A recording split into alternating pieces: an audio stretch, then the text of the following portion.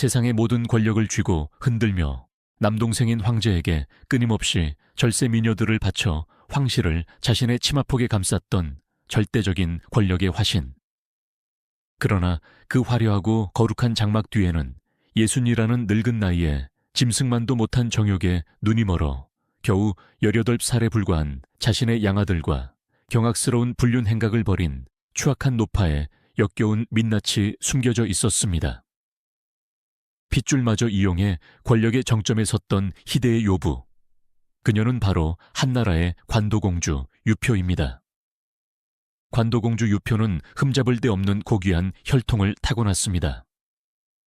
아버지는 검소하고 어진 정치로 태평성대를 연 한 문제였고, 어머니는 훗날 한나라 조정을 쥐락펴락하게 될 철의 여인 두태후였습니다. 공주로서 그녀의 어린 시절은 황금빛으로 빛났을 것입니다. 하지만 궁궐의 높은 담장 안에서 영리한 소녀가 깨달은 세상의 이치는 잔인했습니다. 그녀의 어머니 두태후는 한때 평범한 궁녀에 불과했지만 황제의 총애라는 얇은 동아줄 하나를 부여잡고 태후의 자리까지 올랐습니다. 어린 유표는 어머니의 삶을 지켜보며 여자가 이 세상에서 가질 수 있는 권력의 본질을 뼛속 깊이 새겼을 것입니다. 여자는 스스로 황제가 될 수 없다. 여자의 권력은 오직 황제의 마음을 통제할 때만 파생된다. 그리고 그 마음을 움직이는 가장 강력한 지렛대는 정치적 식견이나 충성심이 아니라 바로 아름다움과 성이라는 사실을 말입니다. 나이가 찬 관도공주는 당급 후 진호와 혼인합니다. 겉보기에는 황실의 핏줄과 유력한 제후의 결합이라는 완벽한 정략 결혼이었습니다. 하지만 진호는 성품이 유약하고 정치적 야심이 없는 평범한 사내였습니다. 거대한 권력을 갈망하던 관도공주에게 이 결혼은 안락하지만 숨막히는 황금 세장과도 같았습니다. 남편의 그림자 뒤에 숨어 현모양처로 늙어가는 것은 그녀의 끓는 피가 용납하지 않았습니다. 기원전 157년 아버지 문제가 세상을 떠나고 그녀의 친동생인 유계가 황위에 오릅니다. 그가 바로 한경제입니다. 동생이 황제가 되었다는 것은 관도공주에게 엄청난 기회였습니다.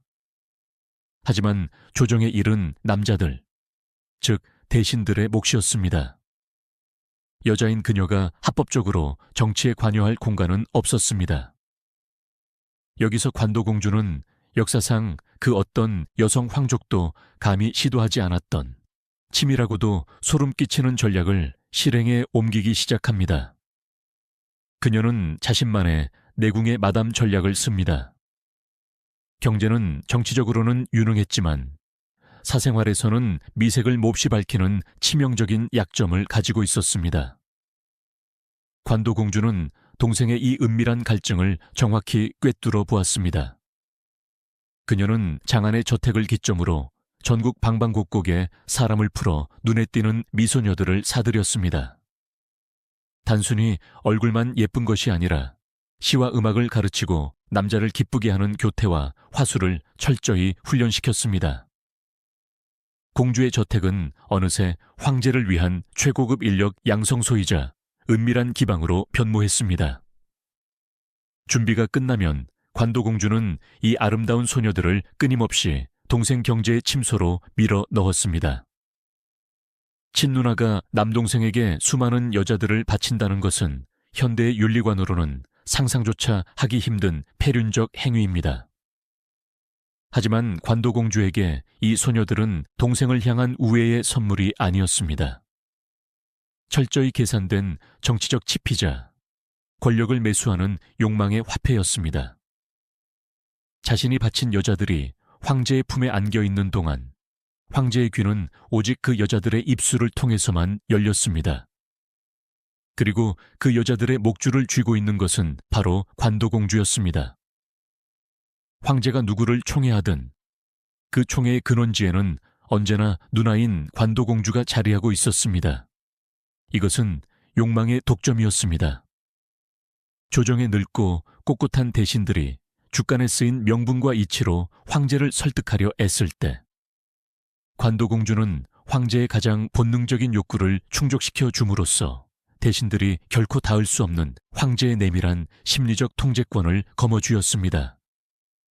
그녀들은 화려한 비단옷을 입었지만 실상은 공주의 야심을 위해 소비되는 소모품에 불과했습니다. 관도공주는 같은 여성의 육체와 비애를 철저히 대상화하고 착취함으로써 남성 중심의 정치판에서 자신만의 기형적인 권력 카르텔을 구축했던 것입니다. 스스로 황제가 될 수 없었던 한계에 갇힌 여인의 이 맹렬하고도 비뚤어진 투쟁은 당대에는 아무도 제어할 수 없는 막강한 위력을 발휘했습니다. 그녀의 말이 곧 법이 되었고 그녀가 미워하는 자는 황제의 눈 밖에 났습니다. 황궁의 은밀한 안채는 완전히 관도공주의 통제 아래 놓였습니다. 하지만 빛이 강하면 그림자도 짙어지는 법.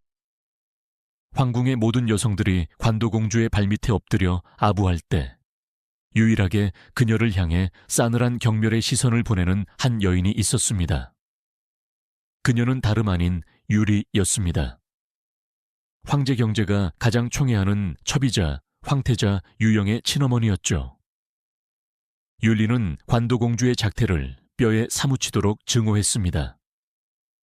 매일같이 새롭고 젊은 여자들을 황제의 침소로 끌어들였기 때문입니다.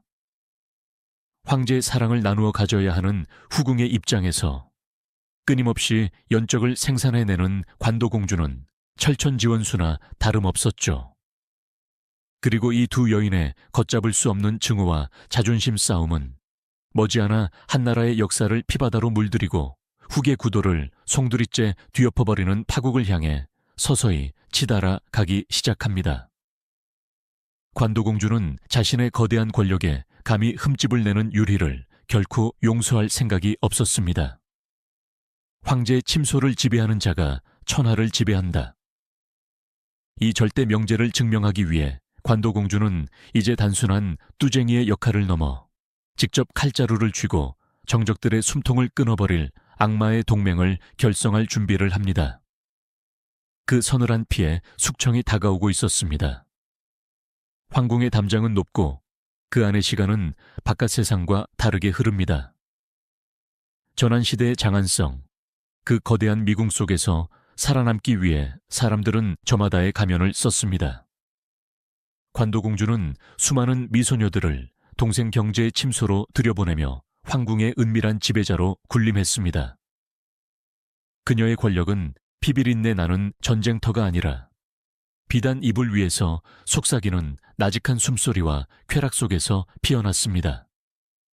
하지만 이 욕망의 카르텔은 곧 치명적인 암초에 부딪히고 맙니다. 권력의 속성은 끝없이 팽창하려는 데 있습니다. 관도공주는 동생의 마음을 통제하는 것에 만족하지 않았습니다. 그녀의 시선은 이미 다음 세대, 즉 미래의 황권으로 향하고 있었습니다. 그녀에게는 진화교라는 이름의 오만하고 아름다운 딸이 있었습니다. 관도공주는 자신의 핏줄을 다음 황으로 만들어 자신이 구축한 권력의 생태계를 영원히 지속시키고자 했습니다. 당시 경제의 후계자는 맏아들 유영이었습니다. 유영의 생모는 율희, 경제가 태자 시절부터 가장 총애했던 여인이자 오랫동안 황궁 안주인 행세를 해온 자존심 강한 후궁이었습니다. 관도공주는 당연하다는 듯 유리를 찾아가 자신의 딸 진화교와 황태자 유영의 혼인을 제안합니다. 신우이와 올케의 결합, 그리고 현재의 실세와 미래의 권력이 손을 잡는 완벽한 거래였습니다. 적어도 관도공주의 계산으로는 그랬습니다. 그러나 유리의 입에서 나온 대답은 서늘하고도 단호한 거절이었습니다. 사마천의 사기는 이 장면을 매우 건조하게 기록하고 있지만 그 이면에 흐르는 두 여인의 심리적 충돌은 폭풍우와도 같았습니다. 그것은 단순한 자존심의 문제가 아니었습니다. 유리는 관도공주가 매일같이 새로운 여자들을 경제의 품에 안겨주는 작태를 경멸했습니다. 황제의 총애를 잃을까 전전긍긍하며 밤을 지새우던 유리에게 끊임없이 연적을 생산해내는 관도공주는 자신의 가정을 파괴하는 원수나 다름없었습니다. 유리의 거절에는 나는 당신 같은 뚜쟁이 여자의 딸을 내 며느리로 미래의 국모로 삼을 수 없다는 도덕적 우월감과 노골적인 혐오가 깔려 있었습니다. 하지만 율리는 치명적인 착각을 하고 있었습니다. 그녀는 자신이 황제의 총애를 받고 있으며 아들이 태자라는 사실만으로 권력이 영원할 것이라 믿었습니다. 권력의 기반이 얼마나 부서지기 쉬운 모래성인지, 그리고 관도공주가 자존심에 상처를 입었을 때 얼마나 잔인해질 수 있는 괴물인지 알지 못했던 것입니다. 혼인을 거절당하고 수모를 겪은 관도공주는 분노로 몸을 떨었습니다. 자신이 세워놓은 세계의 질서가 율이라는 한낱 후궁에 의해 부정당한 것입니다. 이 순간 관도공주의 마음속에서는 단순한 복수심을 넘어선 서늘한 정치적 결단이 내려집니다. 현재의 태자가 내 딸을 거부한다면 내 딸을 받아줄 수 있는 다른 아이로 태자를 바꾸면 된다. 체제 전복을 향한 이른바 악마의 동맹이 잉태되는 순간이었습니다. 관도공주의 날카로운 시선이 머문 곳은 황궁의 변방에 있던 조용하고 계산적인 여인 왕지였습니다. 왕지는 율희와는 대척점에 있는 인물이었습니다. 사기에 기록된 왕지의 과거는 놀랍습니다. 그녀는 본래 평민인 금왕손과 결혼하여 딸까지 낳은 유부녀였습니다. 그러나 그녀의 어머니는 점쟁이로부터 왕지가 훗날 지극히 귀해질 것이라는 예언을 듣고 강제로 딸을 전남편과 이혼시킨 뒤 태자 시절에 경제에게 바쳤습니다. 정상적인 윤리관으로는 납득하기 힘든 과거를 안고 황궁에 들어온 왕지. 그녀는 유리처럼 감정에 휘둘리거나 오만하게 굴지 않았습니다. 살아남기 위해서는 감정을 숨기고 철저히 진리를 쫓아야 한다는 것을 본능적으로 아는 생존의 달인이었습니다. 왕지에게는 유철이라는 어린 아들이 있었습니다. 관도공주가 왕지에게 다가가 진아교와 유철의 혼인을 제안했을 때 왕지는 이 제안이 의미하는 바를 정확히 간파했습니다. 이것은 단순한 혼담이 아니었습니다. 관도공주의 정치적 영향력을 등에 업고 자신의 아들을 황제로 만들겠다는 목숨을 건 쿠데타의 서약서였습니다. 자존심 때문에 권력을 찬찬히 뜯어보지 못한 율희와 달리 왕지는 기꺼이 관도공주의 손을 잡았습니다. 피도 눈물도 없는 두 여인의 은밀하고도 치명적인 동맹이 체결되었습니다. 목표가 정해지자 관도공주는 자신이 가장 잘하는 방식으로 움직이기 시작합니다. 그녀는 조정에서 세력을 규합하거나 대놓고 율희를 비난하지 않았습니다. 그녀의 전장은 언제나 황제의 침소였습니다. 자신이 바친 미녀들이 경제의 품에 안겨 있을 때 그녀들은 관도공주의 잘짜인 각본대로 율희에 대한 소문을 흘렸습니다. 율희 마마께서 황제 폐하의 뒤에서 침을 뱉고 저주를 하십니다. 율희 마마의 질투가 너무 심하여 폐하께서 총애하시는 여인들을 남몰래 주술로 저주하고 있습니다. 진실은 중요하지 않았습니다. 베개 밑에서 흘러나오는 은밀한 속삭임은 빗방울이 바위를 뚫듯 서서히 경제의 마음속에 의심의 씨앗을 심었습니다. 황제라는 자리는 본질적으로 외롭고 의심이 많은 자리입니다. 경제는 율희의 오만함을 내심 불편하게 여기고 있었고 관도공주의 세뇌 작업은 그 불편함을 공포와 불신으로 키워냈습니다. 결정적인 순간은 경제가 병석에 누웠을 때 찾아왔습니다. 죽음을 예감한 경제는 율희를 불러 자신의 속마음을 시험합니다. 내가 세상을 떠나면 다른 후궁들과 그 아이들을 부디 잘 거두어 주시오. 이는 황제가 후계자의 어머니에게 내리는 마지막 부탁이자 국모로서의 아량을 확인하는 시험이었습니다. 하지만 율희는 이 순간에도 질투와 분노를 이기지 못했습니다. 관도공주가 들여보낸 젊은 년들을 거두라는 말에 격분한 율희는 황제의 부탁을 거부하고 무례한 말표현을 쏟아냅니다. 경제의 가슴 속에서 유리를 향한 마지막 연민마저 차갑게 식어버리는 순간이었습니다. 하지만 제왕의 진정한 무서움은 분노를 즉각적으로 드러내지 않는 데 있습니다. 경제는 침묵했습니다.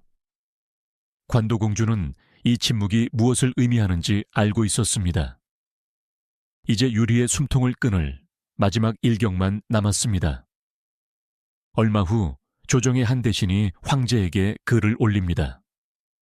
태자의 어머니를 황후로 봉해야 합니다. 역사서에는 명확히 기록되지 않았지만 많은 역사가들은 관도공주와 왕지 세력의 교묘한 덫이었다고 입을 모읍니다.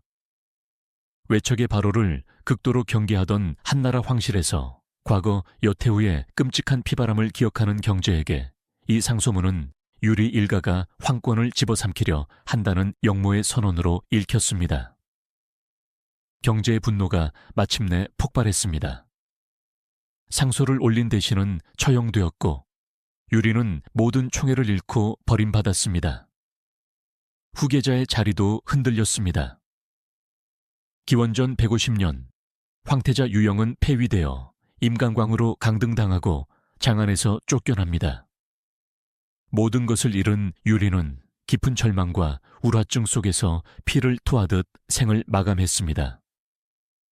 유리의 죽음은 황궁의 비정한 생태계를 이해하지 못하고 감정만을 앞선 자의 필연적인 비극이었습니다. 하지만 관도공주의 숙청은 여기서 끝이 아니었습니다. 폐태자 유영이 살아있는 한 왕지의 아들 유철의 앞날에는 항상 위협이 도사리고 있었습니다. 권력의 세계에서 반쪽짜리 승리는 가장 치명적인 패배를 의미합니다.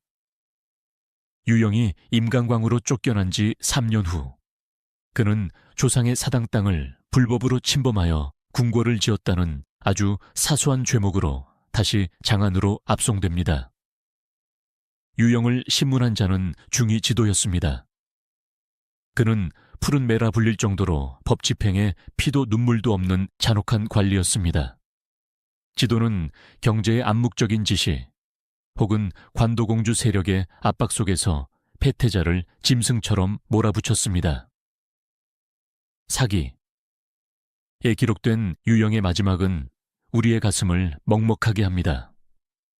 한때 천하의 주인이 될 운명이었던 이 청년은 차디찬 감옥에서 아버지 경제에게 용서를 구하는 마지막 편지를 쓰고자 지도에게 붓과 죽간을 빌려달라고 애원합니다. 하지만 지도는 차갑게 거절합니다. 황제에게 닿을 수 있는 마지막 희망조차 짓밟힌 것입니다. 다행히 유영을 불쌍히 여긴 위관이라는 관리가 남몰래 붓을 건네줍니다. 어두운 옥창 사이로 스며드는 달빛 아래에서 유영은 떨리는 손으로 아버지에게 보내는 마지막 유서를 써 내려갑니다. 변명도 원망도 없이 그저 자신의 불효를 자책하는 슬픈 글이었습니다. 유서를 다 쓴 유영은 그 자리에서 자신의 목을 찔러 스스로 목숨을 끊습니다. 그의 피가 차가운 감옥 바닥을 적실 때 멀리 장안성의 장공주 저택에서는 축배가 켜졌을지도 모릅니다. 황태자 유영의 자결 소식이 전해지고 얼마 지나지 않아 7살의 어린 유철이 새로운 황태자로 책봉되었습니다. 그리고 관도공주의 딸 진아교는 그토록 원했던 황태자비의 자리에 올랐습니다. 모든 것이 관도공주의 계획대로 되었습니다. 그녀는 눈에 가시 갔던 유리를 제거하고 정당한 후계자를 죽음으로 몰아넣었으며 천하의 주인을 자신의 손으로 바꿔치기 하는데 성공했습니다.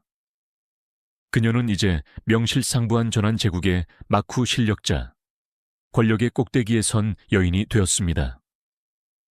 조카 유영의 붉은 피가 묻은 그 권력의 왕관이 훗날 자신과 자신의 딸의 목을 서서히 조여올 저주의 올감이라는 사실을 말입니다.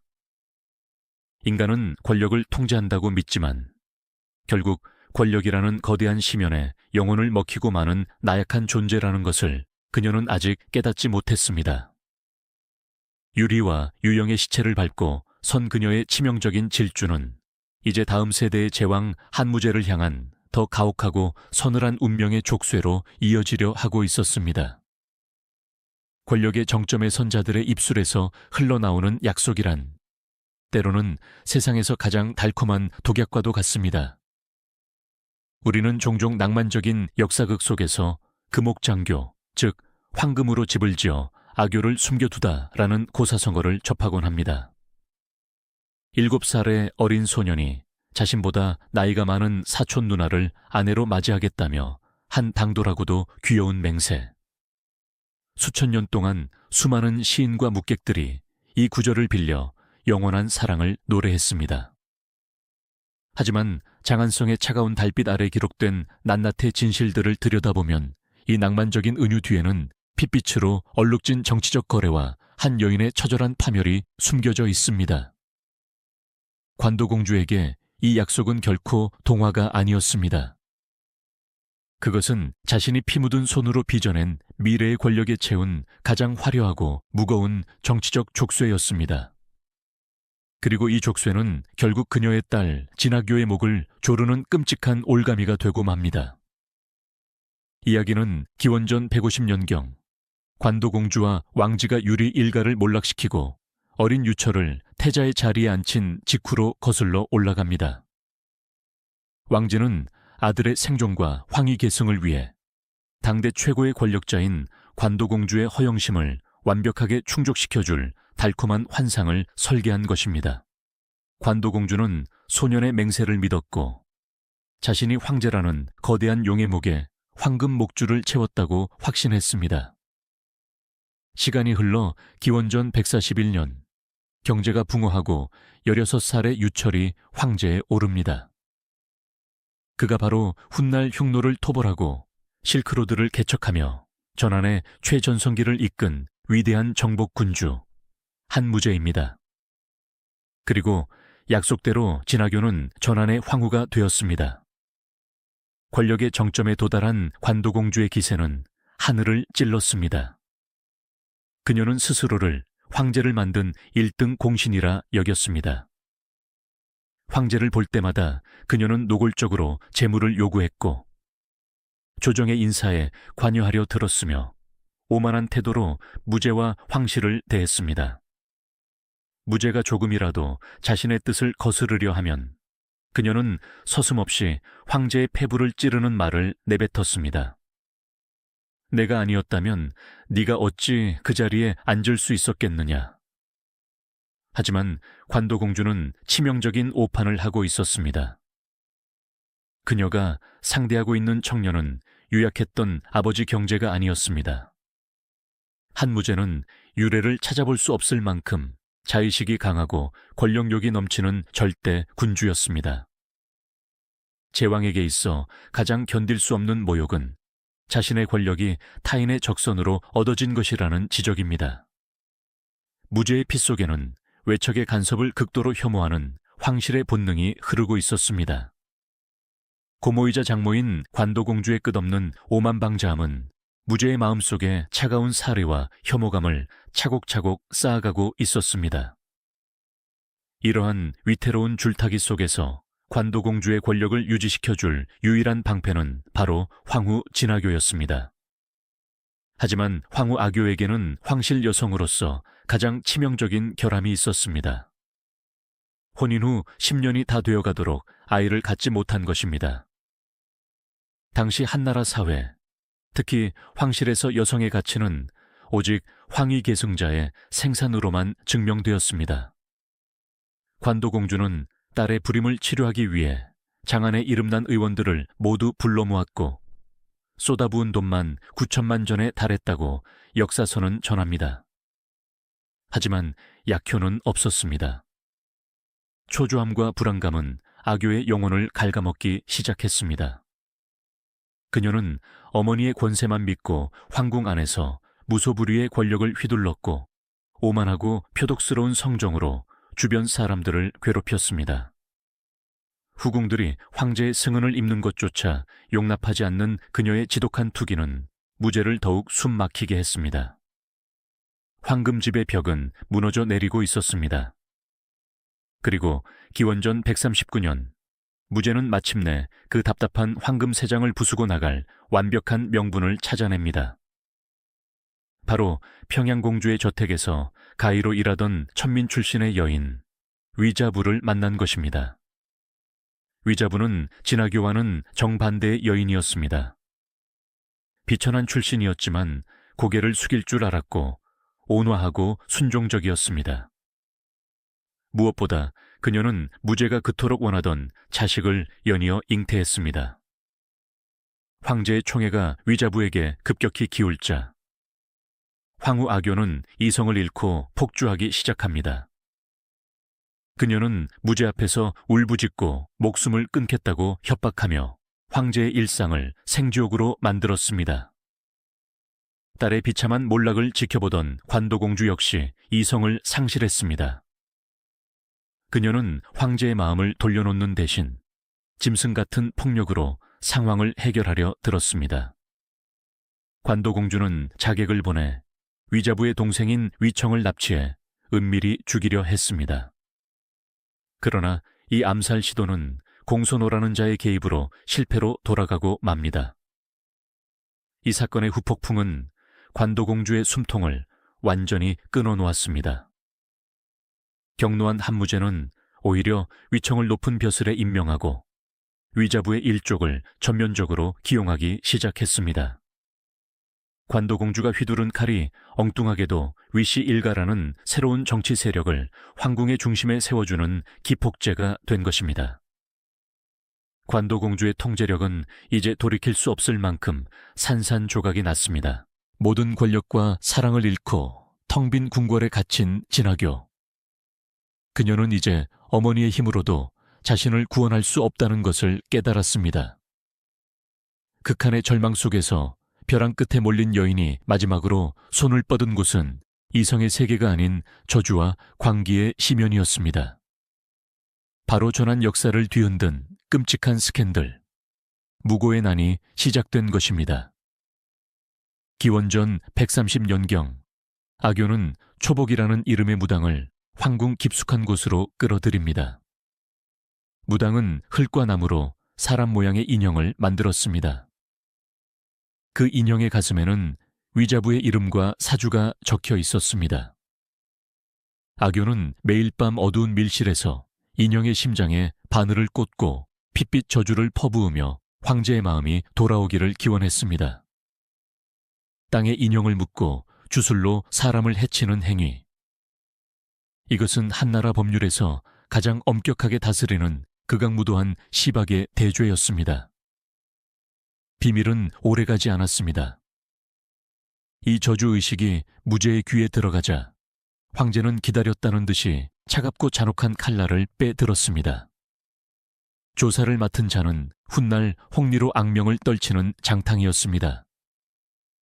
그의 매서운 신문 아래 황후궁의 궁녀들과 무당들은 살점이 뜯겨나가는 고문 속에서 모든 진실을 털어놓았습니다. 무제의 처결은 피도 눈물도 없었습니다. 주술을 주도한 무당 초복은 시장 거리에서 허리가 잘리는 차명을 당했고 황후를 모시던 측근과 노비 등 무려 300여 명이 줄줄이 목이 잘려 나갔습니다. 황궁의 바닥은 붉은 피로 흥건했습니다. 그리고 기원전 130년 7월 한무제는 마침내 자신의 고모이자 장모인 관도공주의 딸에게 폐위 조서를 내립니다. 황후가 처신을 잃고 이치에 어긋나게 무고의 술법을 행하였으니 천명을 받들어 종묘를 받들 수 없다. 황후의 옥새와 인수를 거두고 장문궁으로 물러나 살게 하라.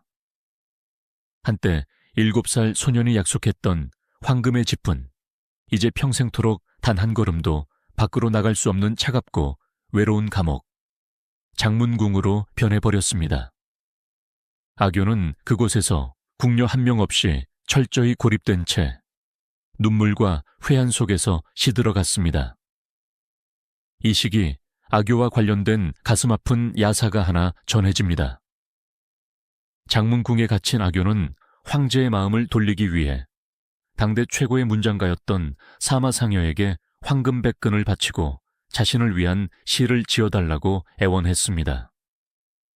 사마상현은 버림받은 여인의 애달픈 심정을 담은 절절한 명문을 지어 올렸습니다. 황제는 그 시를 읽고 잠시 눈시울을 붉혔으나 발걸음은 끝내 장문궁을 향하지 않았다고 합니다. 권력의 비정함은 백근의 황금으로 빚어낸 눈물겨운 시구조차 가볍게 짓밟아 버렸습니다. 결국 악요는 폐위된 지 20여 년 만에 장문궁의 서늘한 기와지붕 아래에서 병과 외로움에 지쳐 쓸쓸히 숨을 거두었습니다. 자신의 분신이자 권력의 유일한 명분이었던 딸의 철저한 파멸. 관도공주는 장공주 저택에 홀로 앉아 무너져 내리는 자신의 세계를 그저 멍하니 지켜볼 수밖에 없었습니다. 그녀가 평생을 바쳐 쌓아 올린 권력의 탑은 자신이 조종할 수 있다고 믿었던 소년의 손에 의해 무참히 박살났습니다. 어머니 두태우도 동생 경제도 이제 이 세상에 없었습니다. 그녀에게 남은 것은 60이 넘은 늙고 주름진 육신과 자신을 철저히 배제해버린 거대하고 차가운 황권의 벽뿐이었습니다. 일반적인 역사의 문법이라면 이쯤에서 권력 싸움에 패배한 노파가 절에 들어가 불공을 들이거나 체념 속에 조용히 생을 마감하는 것으로 끝을 맺어야 할 것입니다. 하지만 관도공주는 달랐습니다. 권력이라는 마약에 한 번 중독된 영혼은 결코 고요히 늙어가지 않습니다. 외부 세계를 향한 지배력을 상실한 그녀의 병든 욕망은 이제 방향을 틀어 가장 비정상적이고 파괴적인 형태로 내부를 향해 폭발하기 시작합니다. 그녀는 결심했습니다. 세상이 나를 지워버리려 한다면 나는 세상이 가장 혐오하고 끔찍하게 여기는 방식으로 나의 존재를 증명하겠다고. 60을 훌쩍 넘긴 백발의 미망인 관도공주의 눈빛이 향한 곳. 그곳에는 뒷골목에서 주워온 13살의 가난하고 아름다운 소년 동원이 서 있었습니다. 인간의 영혼이 빚어낼 수 있는 가장 깊고 캄캄한 도덕적 심연. 전환의 근간을 뒤흔든 60세 공주와 18세 양아들의 그 추악하고도 슬픈 스캔들의 막이 이제 막 서서히 오르려 하고 있었습니다. 그것은 비워진 폐허라기보다는 갈 곳 잃은 욕망이 독버섯처럼 피어나는 음습한 늪에 가깝습니다. 평생을 황궁의 가장 깊고 어두운 심장부에서 권력의 단맛을 탐닉했던 관도공주에게 권력의 상실은 곧 자아의 죽음을 의미했습니다. 하지만 그녀는 순순히 죽음을 받아들일 여인이 아니었습니다. 바깥 세상, 즉 조정과 황궁의 문이 굳게 닫혀버리자 60대의 늙은 공주는 자신의 거대한 저택 안으로 시선을 돌렸습니다. 그곳에서 그녀는 자신만의 비틀린 왕국, 아무도 자신을 거역할 수 없는 기형적인 절대 통치의 공간을 창조하기로 결심합니다. 그 슬프고도 끔찍한 왕국의 중심에 제물로 바쳐진 인물이 바로 진주를 팔던 미천한 집안의 고아 소년 동원이었습니다. 무소불위의 권력을 휘두르던 60대의 황실 미망인과 세상의 때가 묻지 않은 13살의 고아 소년. 이들의 만남을 단순히 나이 차이가 많이 나는 파격적인 로맨스나 늙은 여인의 주체할 수 없는 치정으로 포장한다면 그것은 역사의 본질을 놓치는 것입니다. 이것은 철저히 권력 역학에 기반한 현대 심리학의 언어로는 그루밍이자 가장 잔혹한 형태의 지배였습니다. 기원전 130년대 권력을 잃고 허탈감에 빠져 있던 관도공주의 눈에 13살의 동원이 띄었습니다. 소년의 얼굴은 눈이 부시도록 아름다웠고 성품은 유순했습니다. 공주는 즉시 소년을 자신의 저택으로 거두어 들입니다. 그녀는 소년에게 글을 가르치고 활쏘기와 말타기를 연습시켰으며 장부와 회계를 관리하는 법까지 손수 가르쳤습니다.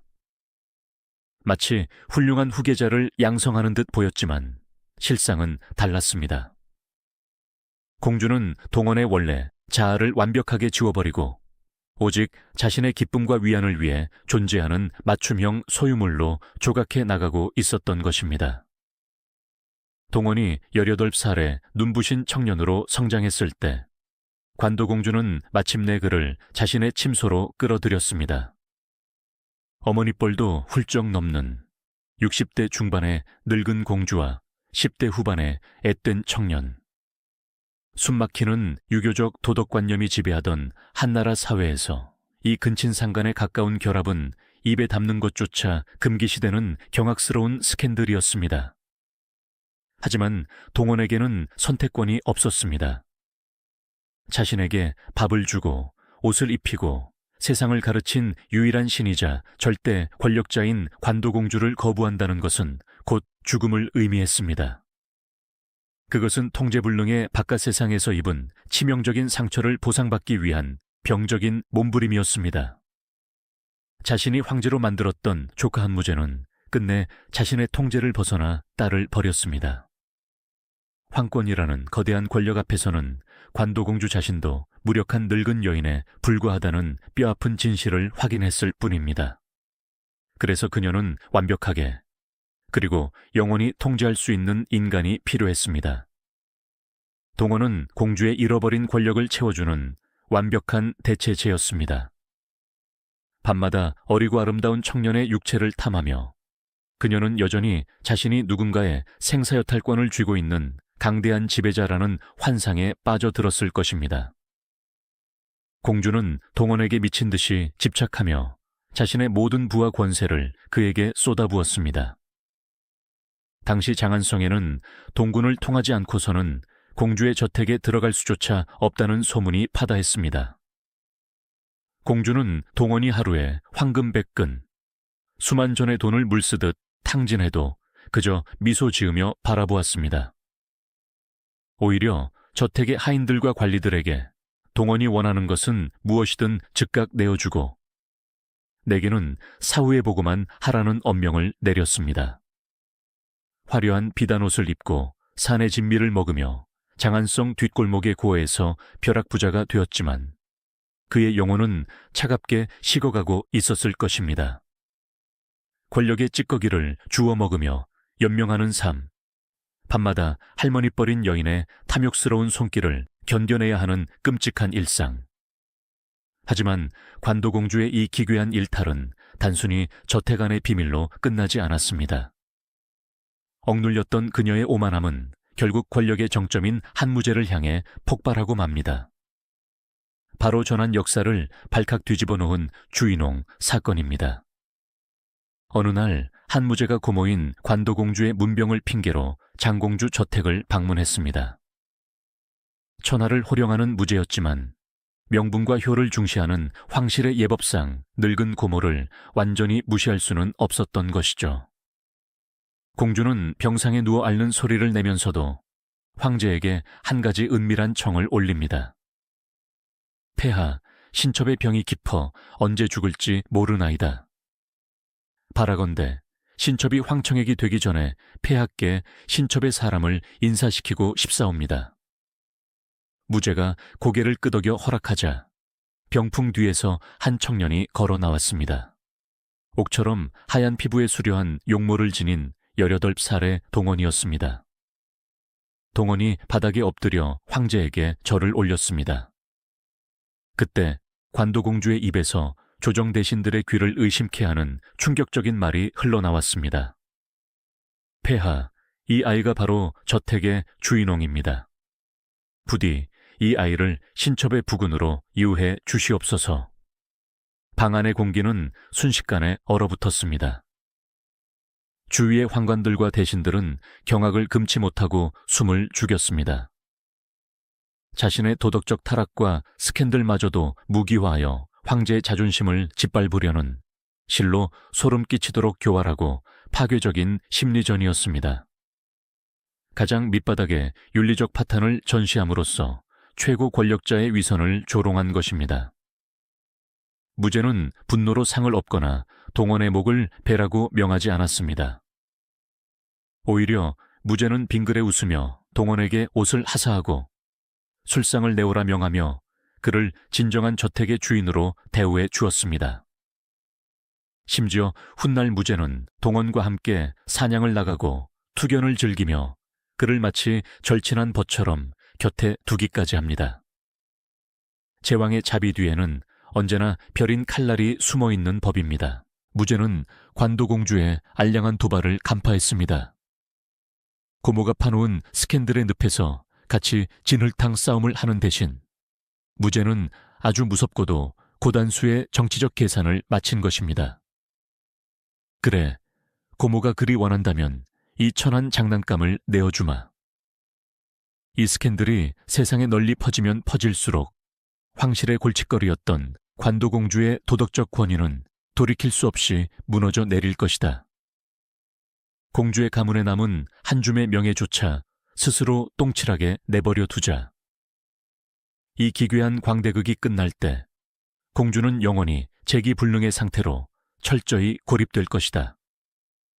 무제의 이런 묵인과 조장 아래 관도공주와 동원의 치정은 장안성의 가장 은밀하고도 화려한 가십거리가 되어 불타올랐습니다.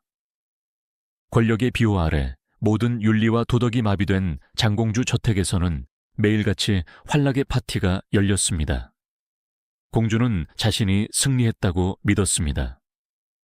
황제마저 자신의 연인을 인정했으니 이제 천하에 두려울 것이 없다고 여겼습니다.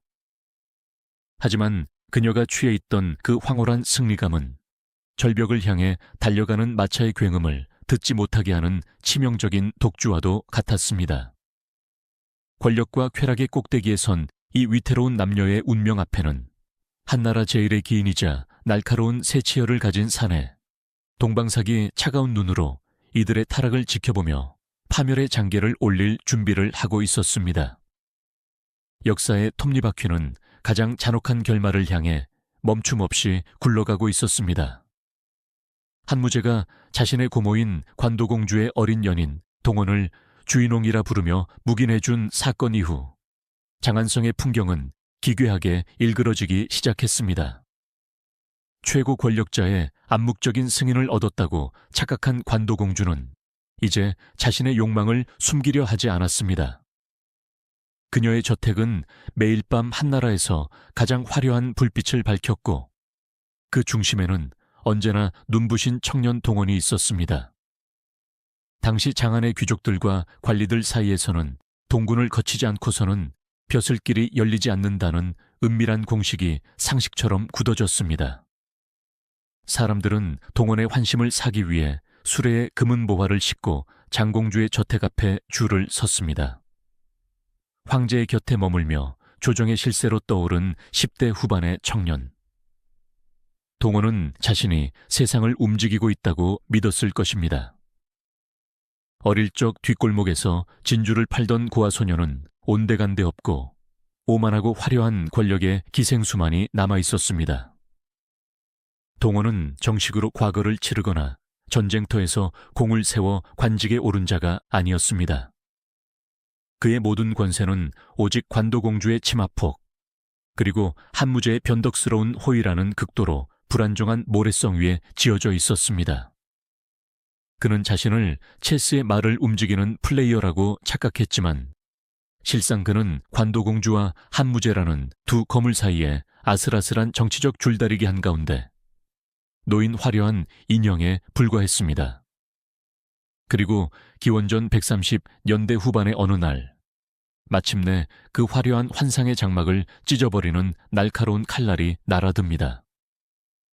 장소는 황실의 거대한 사냥터이자 정원이었던 선무원 혹은 상림원으로 향하는 길이었습니다. 한무제가 황실 정원에 연회를 베풀고 고모인 관도공주를 초대했습니다. 공주는 당연히 자신의 연인인 동원을 대동하고 당당하게 황제의 연회장으로 발걸음을 옮겼습니다. 동원 역시 황제가 자신을 친우처럼 대우해 주었기에 아무런 의심 없이 화려한 수레를 타고 궁궐의 문을 넘으려 했습니다. 바로 그 순간이었습니다. 황제가 머무는 정학의 문 앞을 가로막고 선 한 사내가 있었습니다. 큰 키에 형형한 눈빛, 그리고 누구의 눈치도 보지 않는 특유의 여유로움을 지닌 사내. 그는 당대 최고의 기인이자 날카로운 직언으로 한무제의 사랑과 두려움을 동시에 받았던 천재 문장가 동방삭이었습니다. 동방삭은 손에 극을 쥐고 문을 굳게 막아선 채 동원의 수레를 향해 서리빨 같은 목소리로 외쳤습니다. 멈추어라. 동원은 감히 이 문을 넘을 수 없다. 연회장에 들뜬 공기는 일순간 얼어붙었습니다. 천하의 관도공주가 데려온 사람을 감히 막아서다니. 이는 목숨을 내놓지 않고서는 할 수 없는 행동이었습니다. 황제 한무제 역시 정각 안에서 이 소란을 흥미롭게 지켜보고 있었습니다. 동방삭은 조금도 물러서지 않고 황제를 향해 읍을 한 뒤 동원이 저지른 3가지 죽을 죄를 하나하나 낱낱이 고발하기 시작했습니다. 첫째, 동원은 일개 평민의 신분으로 황실의 장공주와 사사로이 정을 통하였습니다. 이는 신하와 백성의 도리를 저버리고 황실의 권위를 짓밟은 죄로 그 죄악이 첫 번째 사형에 해당합니다. 둘째, 동원은 혼인의 예법을 무시하고 남녀의 분별을 어지럽혔습니다. 제국의 기강은 엄격한 윤리와 도덕에서 나오거늘 이 자는 음란한 행실로 천하의 풍속을 무너뜨렸으니 그 죄악이 2번째 사형에 해당합니다. 셋째, 폐하께서 즉위하신 이래 백성들은 가뭄과 노역으로 고통받고 있습니다. 허나 동원은 공주의 재물을 제 것인 양 탕진하며 사치와 향락으로 국부를 낭비하고 뭇 사람들에게 헛된 욕망을 심어주었습니다. 나라의 근간을 갉아먹은 이 죄악이 3번째 사형에 해당합니다. 동방삭의 낭랑한 목소리가 궁궐의 담장을 때렸습니다. 이 3가지 죄목은 너무나도 정확하고 치명적이었습니다. 단순히 사생활이 문란하다는 비난이 아니었습니다. 국가의 체제, 유교의 근본 이념, 그리고 제국의 경제적 기강까지 모조리 뒤흔든 국가 반역에 준하는 범죄로 동원의 행적을 규정해버린 것입니다. 동원의 얼굴은 하얗게 질렸습니다. 오만했던 청년은 그제야 자신이 서 있는 곳이 얼마나 끔찍한 벼랑 끝인지 깨달았습니다. 관도공주 역시 사색이 되어 아무 말도 하지 못했습니다. 놀랍게도 무제는 동방삭에게 화를 내지 않았습니다. 오히려 그는 무거운 침묵 끝에 이렇게 말합니다. 내 말이 100번 옳다. 허나 오늘은 내가 이미 저들을 초대하여 잔치를 벌이기로 하였으니 이번 한 번만은 안으로 들이도록 하라. 이후로는 내 말대로 엄격히 다스리겠다. 무제는 동원을 안으로 들이면서도 그 자리에서 동방삭의 직원을 크게 칭찬하며 황금과 비단을 상으로 내렸습니다. 한무제가 진정으로 관도공주와 동원을 아꼈다면 감히 손님을 모욕한 동방삭을 벌해야 마땅했습니다. 하지만 무제는 동방삭에게 상을 내림으로써 동방삭의 입을 통해 선포된 동원의 3대 죄악이 황제 자신의 공식적인 입장임을 전해 공인해 버린 것입니다. 무제는 바보가 아니었습니다. 그는 동원이라는 존재가 황실의 권위를 얼마나 심각하게 훼손하고 있는지 누구보다 잘 알고 있었습니다. 하지만 자신이 직접 나서서 고모의 연인을 쳐내면 효를 저버렸다는 비난을 받을 수 있었기에 그는 동방삭이라는 날카로운 칼을 빌려 동원의 정치적 생명에 완벽한 사형 선고를 내린 것입니다. 지금 당장 죽이지는 않겠다. 하지만 너는 죄인이며 언제든 내 변덕이 끝나면 형장의 이슬로 사라질 목숨이다. 무죄의 이 소리 없는 선언은 동원의 영혼을 완벽하게 산산조각 내버렸습니다. 연회장 안으로 들어간 동원은 더 이상 예전의 화려하고 오만한 청년이 아니었습니다. 그는 황제와 귀족들이 언제 자신을 끌어내어 허리를 자를지 모른다는 극도의 공포에 사로잡혀 덜덜 떨었습니다. 맛있는 음식도 향기로운 술도 그의 입에는 모래알처럼 서걱거렸습니다. 관도공주는 자신의 전부를 바쳐 키워낸 연인이 황제의 서늘한 눈빛과 신하의 새치혀 앞에서 벌레처럼 짓밟히는 모습을 속수무책으로 지켜보아야만 했습니다. 자신이 권력의 중심이라고 믿었던 60대 노파의 맹목적인 착각이 가장 사랑하는 사람을 가장 잔인한 도마 위에 올려놓고 말았다는 뼈아픈 진실을 마주한 것입니다. 이 선무원 연회 사건 이후 장안성의 기류는 하루아침에 뒤바뀌었습니다. 동방사계 직원과 황제의 하사품 소식은 발 달린 듯 장안성 구석구석으로 퍼져나갔습니다. 어제까지만 해도 동원의 수레 앞에 엎드려 아부하던 관리들과 귀족들은 마치 전염병 환자를 피하듯 일제히 발길을 끊었습니다. 장공주 저택의 문 아픈 밤의 정막처럼 텅 비어버렸습니다. 황제의 묵인이라는 얇은 방패가 사라지자 동원이 가지고 있던 권력의 실체는 한 줌의 먼지처럼 흩어졌습니다. 이때부터 동원의 삶은 철저한 지옥으로 변했습니다. 물리적인 고문은 없었지만 황제의 버림을 받았다는 사실이 주는 심리적 압박감은 어린 청년이 감당할 수 있는 수준이 아니었습니다. 그는 밤마다 문 두드리는 소리만 들려도 정위에서 자신을 잡으러 온 줄 알고 발작을 일으켰습니다.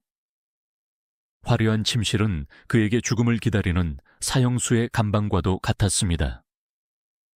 관도공주는 동원에게 부와 쾌락을 주었지만 그가 스스로의 두 발로 세상을 버텨낼 수 있는 자생력은 철저히 거세해버렸습니다. 사랑이라는 이름으로 포장된 가장 이기적인 폭력이었죠. 결국 동원은 공주의 욕망을 채워주는 그릇으로 기능하다가 황권의 차가운 논리 앞에서 금이 가고 깨어져 버렸습니다. 공포와 불안, 그리고 깊은 우울증은 눈부시게 아름다웠던 청년의 육신을 빠르게 갉아먹기 시작했습니다. 시름시름 앓기 시작한 동원의 곁을 관도공주가 밤낮 없이 지켰지만 한번 금이 간 영혼은 세상의 어떤 귀한 약재로도 되돌릴 수 없었습니다. 60대의 늙은 공주가 할 수 있는 일은 촛불이 꺼져가듯 서서히 생명력을 잃어가는 10대 연인의 창백한 손을 쥐고 소리 없는 눈물을 흘리는 것뿐이었습니다. 자신이 평생을 바쳐 좇았던 권력, 딸의 인생을 희생시키면서까지 움켜쥐려 했던 그 권력이 결국에는 자신의 가장 깊은 내면마저 파괴하고 마지막 남은 한 줌의 온기조차 빼앗아가는 과정을 관도공주는 처절하게 겪어내야 했습니다. 인간의 육신은 참으로 정직한 거울과 같습니다. 영혼이 부서지면 아무리 화려한 비단으로 감싸고 진귀한 산의 진미를 쏟아부어도 그 균열을 감출 수 없는 법입니다. 동방사계 서늘한 직원이 장공주 저택을 휩쓸고 지나간 후 한때 장안성에서 가장 눈부셨던 청년 동원의 육신은 마치 속이 텅 빈 고목나무처럼 말라가기 시작했습니다. 가장 생명력이 넘쳐야 할 청년의 시기였지만 그의 눈동자는 이미 삶을 향한 어떤 의지도 남아있지 않았습니다. 권력이라는 거대한 환상 속에서 길러진 온실 속의 화초는 황제의 싸늘한 외면이라는 단 한 번의 서리가 내리자 스스로 생존할 수 있는 모든 힘을 잃어버렸습니다. 그는 매일 밤 땀을 흘리며 악몽에서 깨어났습니다. 언제 정의의 군사들이 들이닥쳐 자신의 목을 칠지 모른다는 극도의 신경쇠약과 공포. 그것은 어떤 육체적 고문보다도 끔찍하게 그의 뇌수를 갉아먹었습니다. 장안성의 뒷골목에서 진주를 팔던 13살의 고아 소녀는 관도공주의 화려한 마체에 올라타던 그 순간 자신의 영혼을 악매에게 팔아넘겼는지도 모릅니다. 황금과 권력, 그리고 쾌락의 대가는 너무나 가혹했습니다. 동원은 자신의 삶을 한 번도 스스로 선택해 본 적이 없었습니다. 그는 철저히 관도공주의 통제 아래서 호흡했고 공주의 욕망을 비추는 매끄러운 거울로만 존재했습니다. 거울에 금이 가자 그 안에는 아무런 자아도 남아있지 않았던 것입니다. 관도공주는 병석에 누운 어린 연인을 살리기 위해 발버둥을 쳤습니다. 장안의 명이란 명의는 모조리 저택으로 불러들였고 창고에 쌓인 금은 보화를 아낌없이 풀었습니다. 황제를 움직이던 그 막강한 정치적 수완도, 정적들을 짓밟던 그 서늘한 기만술도 병든 청년의 숨결 하나를 되돌리는 데는 아무런 소용이 없었습니다. 권력의 정점에서 평생 타인의 생사여탈권을 쥐고 흔들었다고 믿었던 60대 노파는 자신의 가장 내밀한 공간에서 생명이 서서히 빠져나가는 과정을 그저 무기력하게 지켜보아야만 했습니다. 기원전 130년대 후반의 어느 날, 화려하기 그지없는 장공주 저택의 가장 깊은 침소에서 동호는 조용히 숨을 거둡니다. 30살의 짧은 생애. 한나라 제1의 권력자인 황제의 고모를 애인으로 두었고 황제에게 주인옹이라 불렸던 사내의 죽음은 너무나도 초라하고 허무했습니다. 그가 눈을 감는 순간 곁을 지킨 것은 그를 파멸의 길로 이끈 늙은 공주 한 명뿐이었습니다.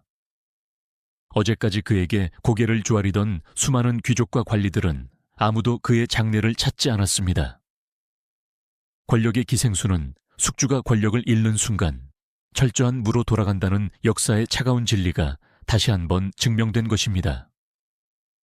동원의 죽음은 관도공주의 내면에 남아있던 마지막 이성의 끈마저 끊어놓았습니다.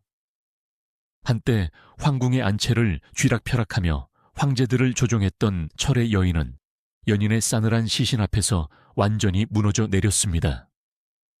그녀에게 동원은 단순한 쾌락의 도구가 아니었습니다. 동원은 황권에게 밀려나고 친딸마저 잃어버린 그녀가 자신의 절대적인 통제력을 증명할 수 있는 유일한 피조물이자 마지막 세계였습니다. 그 세계가 죽음이라는 물리적 한계 앞에서 산산조각 났을 때 관도공주는 비로소 권력의 허망함이라는 끔찍한 시면을 정면으로 마주하게 된 것입니다. 역사서는 이 시기 그녀의 행적에 대해 침묵합니다. 하지만 그 침묵이야말로 가장 웅변적인 기록입니다. 세상을 호령하던 목소리는 사라졌고 거대한 저택 안에는 미쳐버린 늙은 여인의 헛소리와 텅 빈 정막만이 감돌았을 것입니다. 그리고 기원전 116년 관도공주 유표는 73세의 나이로 세상을 떠납니다. 그녀가 눈을 감기 직전 역사에 남긴 마지막 흔적은 한나라의 모든 대신들과 유교적 질서를 경악하게 만든 기괴하고도 집요한 유언장이었습니다. 당시 한나라의 예법에 따르면 황실의 여인은 죽은 뒤 당연히 자신의 정식 남편과 합장되어야 했습니다. 그녀의 남편 당급후 진호는 일찌감치 세상을 떠나 묻혀 있었습니다. 하지만 관도공주는 단호하게 선언했습니다. 나를 진호의 곁에 묻지 말라. 나는 동원의 곁에 묻힐 것이다. 죽음의 문턱에서조차 그녀는 유교의 가부장적 질서와 체면을 비웃었습니다. 명분뿐인 남편과의 합장을 거부하고 손잡버린 18세 연하의 남창 곁에 눕겠다는 이 선언. 황실은 곤혹스러워했지만 그녀의 유언은 결국 실행되었습니다. 관도공주의 시신은 페릉 근처에 먼저 묻혀있던 동원의 무덤 곁으로 옮겨져 나란히 합장되었습니다. 이로써 전환시대를 피로 물들이고 권력과 쾌락의 끝을 달렸던 한 여인의 생애는 막을 내립니다. 그녀는 여자가 정치의 전면에 나설 수 없었던 시대에 성과 미녀를 무기 삼아 황제의 침소를 지배하는 뚜쟁이 전략으로 최고 권력에 올랐습니다. 윤리를 잔혹하게 숙청하고 어린 조카의 입에서 황금의 집비라는 맹세를 받아내며 세상을 다 가졌다고 믿었습니다. 하지만 권력은 결코 소유할 수 없는 신기루였습니다. 황권은 그녀의 통제를 벗어나 그녀의 딸을 차가운 냉궁에 가두어 버렸습니다. 모든 것을 잃고 도덕적 심연으로 추락한 그녀가 마지막으로 움켜쥐려 했던 18세 소년과의 사랑조차 권력의 잔혹한 논리 앞에서 비참한 죽음으로 끝이 났습니다. 관도공주는 천하를 조종하려 했으나 결국 자신의 끓어오르는 욕망과 통제욕을 조종하지 못해 스스로를 파멸시켰습니다. 동원과 나란히 누운 페릉의 쓸쓸한 무덤은 인간의 맹목적인 권력욕이 얼마나 더덥고 허망한 것인지를 증명하는 가장 서늘한 역사